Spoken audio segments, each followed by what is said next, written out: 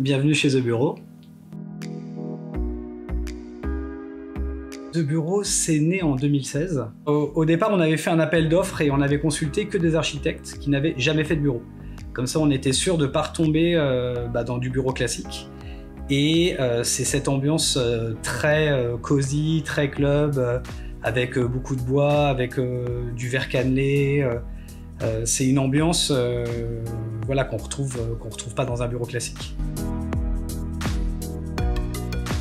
À l'époque, on était le premier centre d'affaires coworking du monde à prendre le risque en fait, de faire un vrai restaurant, un restaurant privé.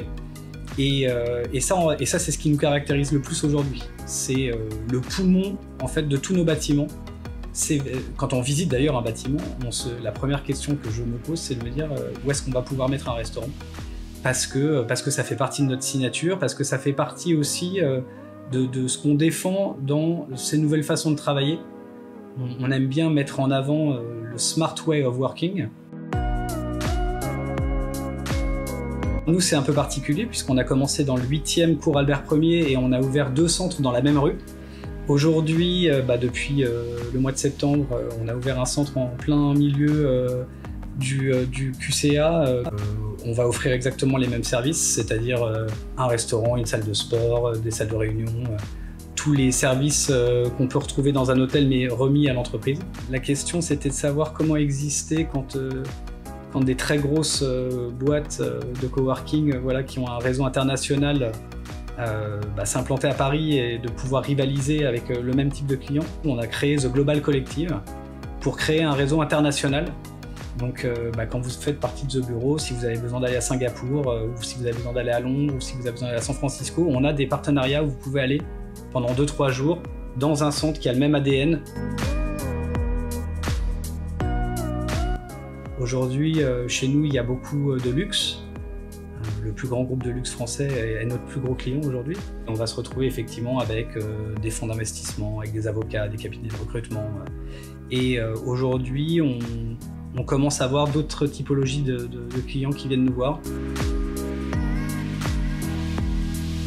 On n'a pas vraiment de slogan, mais ce qui est très intéressant, c'est qu'il y a beaucoup de centres d'affaires / coworking qui essaient de se détacher aujourd'hui du mot coworking, parce que le coworking, ça avait dans l'esprit des gens, c'est un espace, c'est un open space qu'on partage avec des gens finalement qu'on ne connaît pas.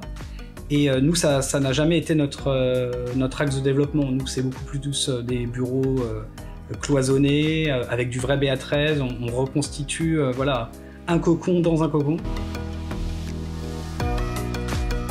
Beaucoup de gens viennent à la fois parce qu'ils aiment, bien sûr, mais aussi pour être rattachés à une communauté. Et ce sentiment d'appartenance, c'est aussi ce qu'on défend chez The Bureau.